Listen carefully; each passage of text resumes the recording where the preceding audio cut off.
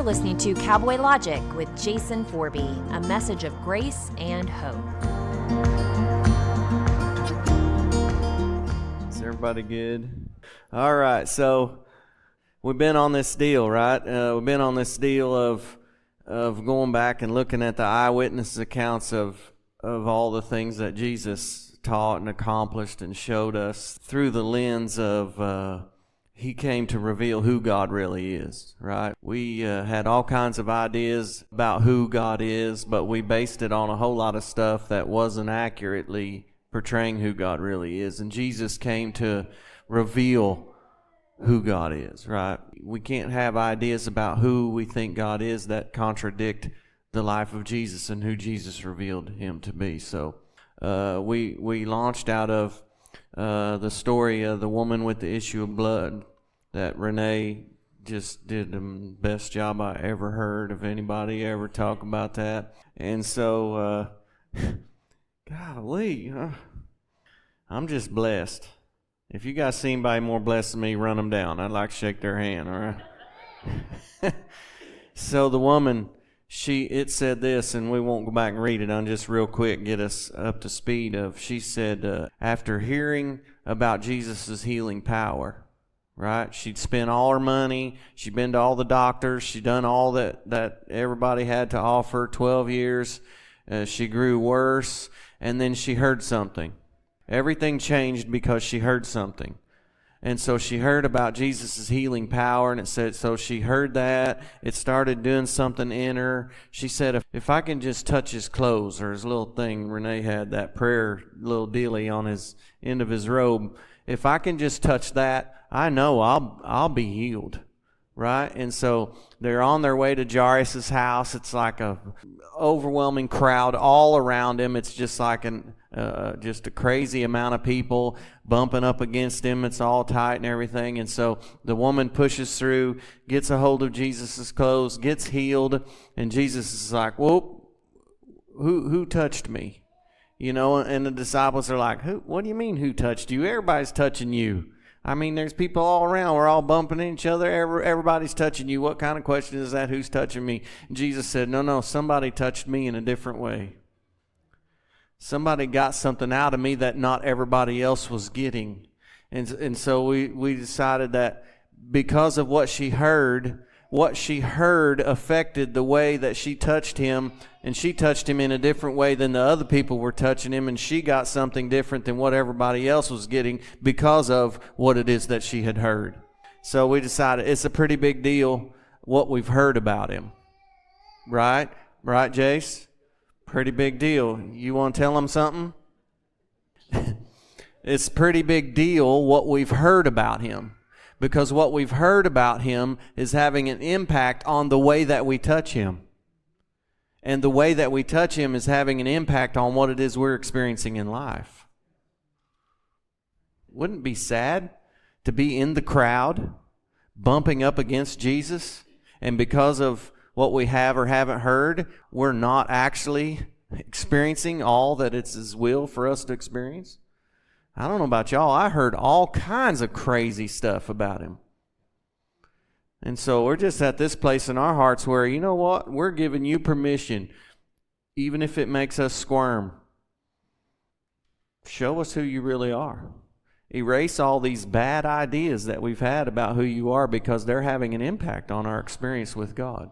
And so we read there, I forget where it is now, where Jesus said, "Who do people say that I am?" And they said, "Well, some say you're John the Baptist, some say you're Elijah or the prophets or whatever." And then he says, "You, who do you say that I am?"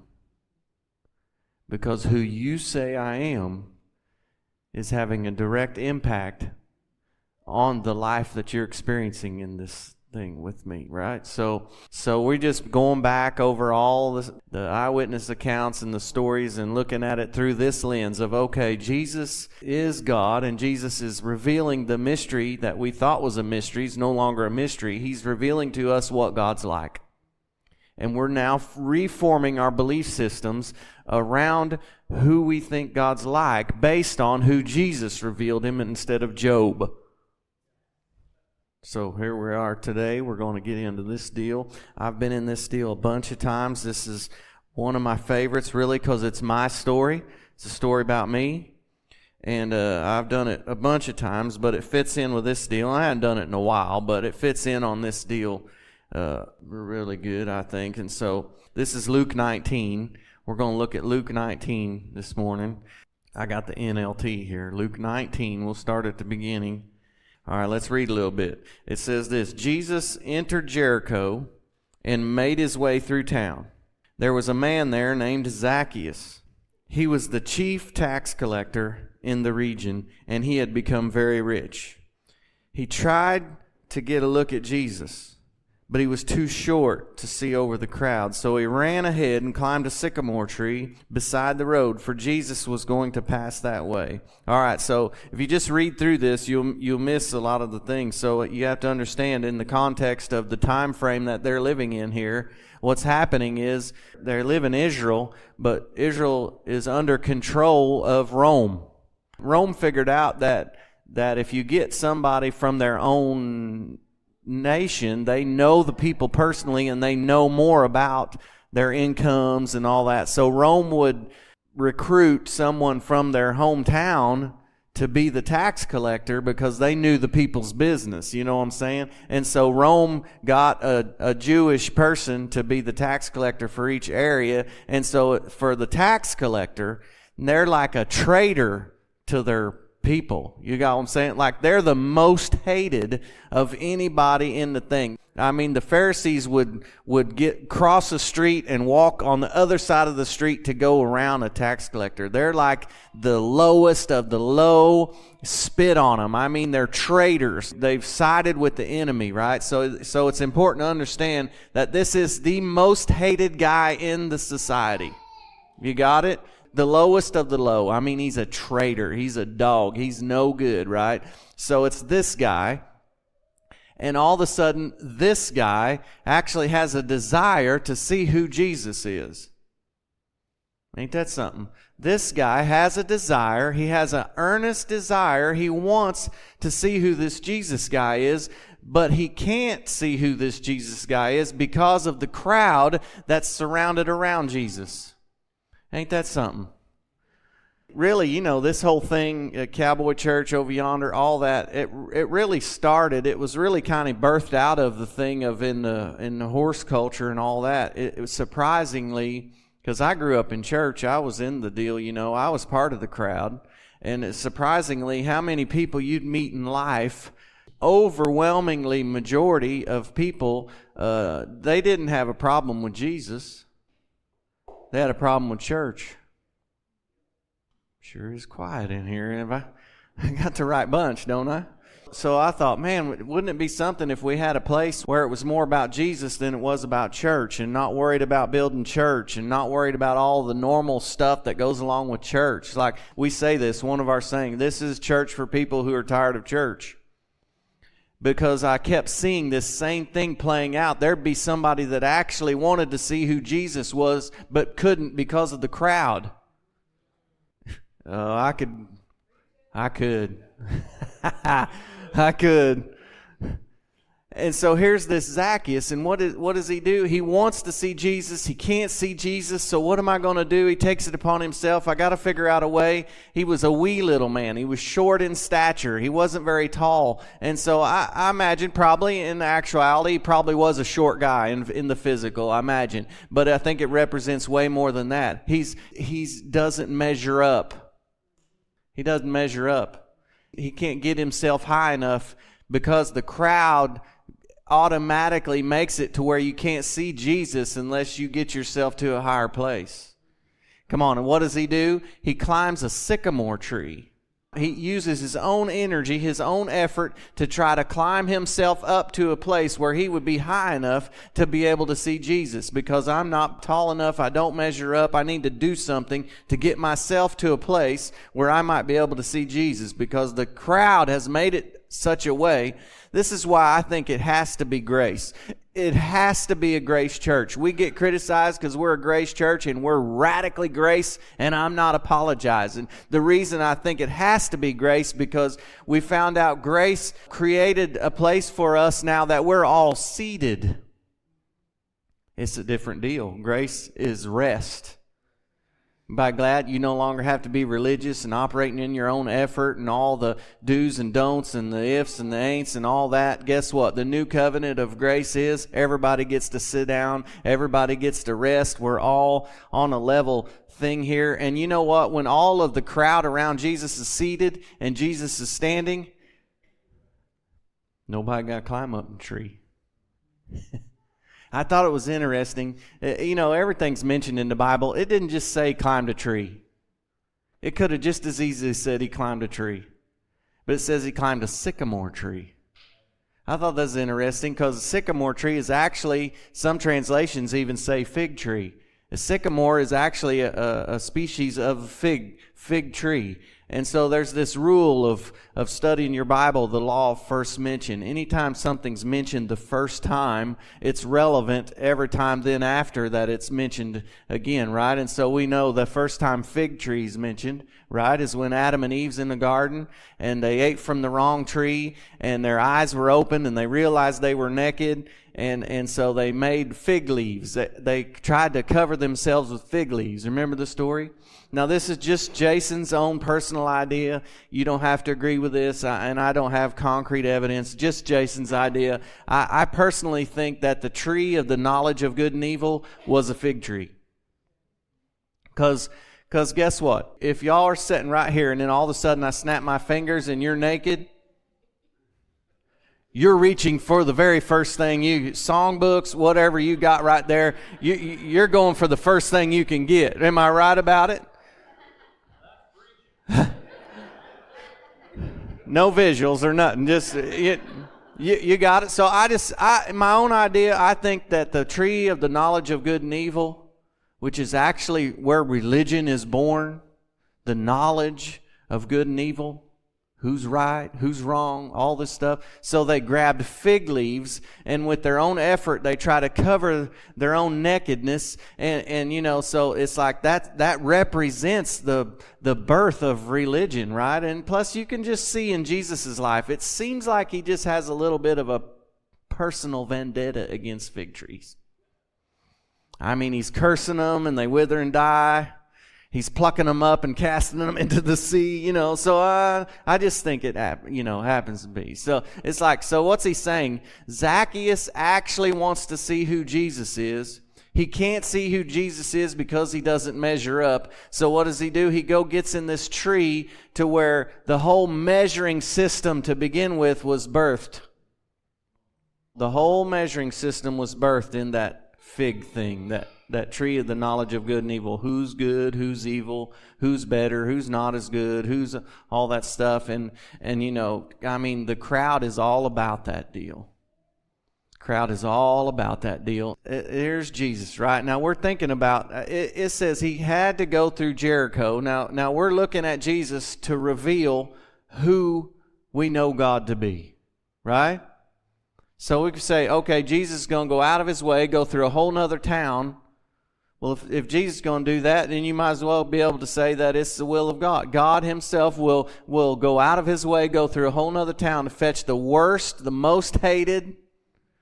And so here he goes. What's Jesus do? Oh, well, let's read it. We better keep reading here. Everybody's good? He ran ahead, climbed sycamore tree beside the road, for Jesus was going to pass that way. When Jesus came by, he looked up at Zacchaeus and called him by name. Zacchaeus? This is just a side thought for Jason. I ask all kinds of questions. I wonder how he knew his name. When Jesus came by, he looked up at Zacchaeus and called him by name. Zacchaeus, quick, come down. I must be a guest in your home today. It's like some translations say, hurry down out of that tree. Jesus is like, Zacchaeus, that tree will kill you. That system brings death, that system, you will never measure up if you're going to stay in that system. I'm here. I've come this way to rescue you. I want you to get out of that system just as fast as you fall out of the tree if you've got to. I come all this way. You're the worst, most hated guy in the whole community because I've come to show everybody what grace really is. I'm coming to stay at your house. Oh boy, crowd did not like that. Zacchaeus quickly climbed down and took Jesus to his house in great excitement and joy. Ain't that something? But the people were displeased. He has gone to be the guest of a notorious sinner, they grumbled. Meanwhile, Zacchaeus stood before the Lord and said, I will give half my wealth to the poor, Lord. And if I have cheated people on their taxes, I will give them back 4 times as much. Jesus responded, Salvation has come to this home today, for this man has shown himself to be a true son of Abraham. For the Son of Man came to seek and to save that which was lost. I'm just saying, this is my story right here because I tried the tree. Anybody tried the tree? Yeah, some of us still in the tree. Some of us still dabble with the tree a little. Or it got me where Jesus is, I think it was Philip and Nathaniel, and they're all, he's calling these disciples, and Philip's like, hey, you got to come and see. We found the Christ and all that, and he shows up, and Jesus says, hey, Nathaniel, I saw you when you were still under the fig tree. Oh, man, I said, that's me right there. He say, hey, Jason, I saw you while you were still under the fig tree. It's like, I'm just hoping somebody falls out of the fig tree today. Because here's the deal. One encounter with grace took Zacchaeus from being the worst to the best. I mean, he went from a thief and a crook to one encounter with grace. One encounter with acceptance. No matter how tall you are. I'm not here because of who you are or what you've done or not done or how the measuring system goes or any of that. I've come to show you the worst of the worst one in society. One encounter with grace. One look of acceptance in his eyes, and all of a sudden this man is transformed. He's giving away half of what he has. He said, if I've ever wronged anyone, I'll give them back 4 times as much. Do you see transformation happening? It did not come from his self-effort and his tree climbing. This is what God knows. I'm going to make a way for you just to encounter me and to look in my eyes and to know that you've been accepted no matter where you're at in the measuring thing. The bottom, top, makes no difference. The life-changing power is found in encountering grace and the gift of acceptance. He was not accepted by any of them, any of the crowd, none of them. He was the worst of the worst. They were all mad because Jesus went to stay at his house. Yeah? Yeah. I'll leave you with this. I found this interesting too. It's like, I was thinking how Jesus knew his name. But I looked up the name, Zacchaeus. In the Bible, names mean more than we just name people's stuff now because we think it sounds cool. But in the Bible, names really were important. They had meanings, there was meanings in names. The definition of the name Zacchaeus, I don't know. My own personal idea, it's probably a word of knowledge or spending time with God during the night. God told him, hey, go to Jericho and you're going to meet this cat named Zacchaeus, right? Zacchaeus. The definition of the name, clean, pure, innocent.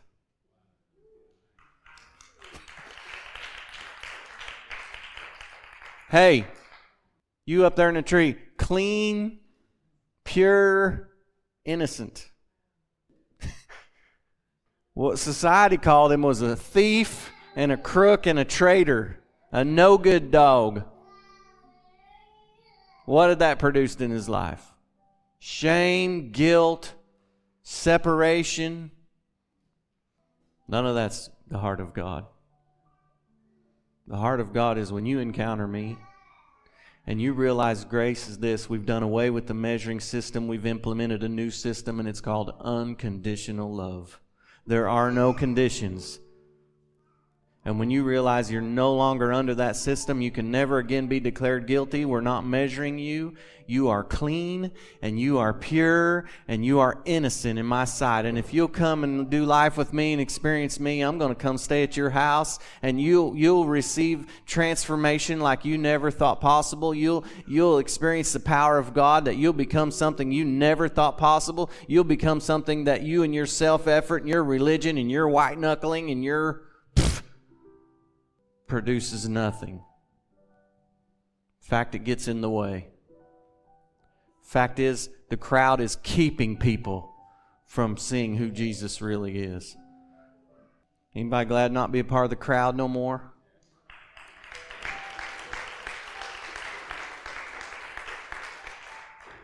So I'm just saying this. Let's hear Jesus say, hey, I'm showing you who God really is. And God's saying, I want you out of that tree just as fast as you possibly can get out of that tree, because that tree is killing you, and it's putting guilt and condemnation and the frame of mind of, I'm never going to be good enough. I'm never going to be tall enough. I'm never going to be enough. I'm never going to get this right. I'm never going to be good enough to go. Come on. I can't even tell you how many times I hear this. Well, I believe in God, but I just can't fit in down there at that church. That is a wrong representation of who God is, and it's time the church and those surrounding Jesus sit down. Power of grace and grace alone. That's it. Encountering the unconditional love of God that says, if you never meet any of the conditions, it is impossible for me to love you more than I do right here this day. If you never grow, if you never get better, if you never overcome any of the stuff that you've tried overcoming and you've give up on, if you never... I thought it was interesting. The acceptance came, the declaration of being clean, pure, and innocent came, all of that staying at his house came, all of that came before Zacchaeus' heart changed. Church has got it backwards. Religion's got it backwards. You change, you give away, you quit being a thief, you do all that, then maybe God might. Come on, Jesus come to turn that thing on its head. I've come to show you what love is. And there's no possible way for you to do anything in your own strength to qualify yourself for it. You just accept it. Come out of the tree. Let me do what I do. And in the process, you'll be changed by my power. Please follow and share this message. And for more information, visit srcowboychurch.com.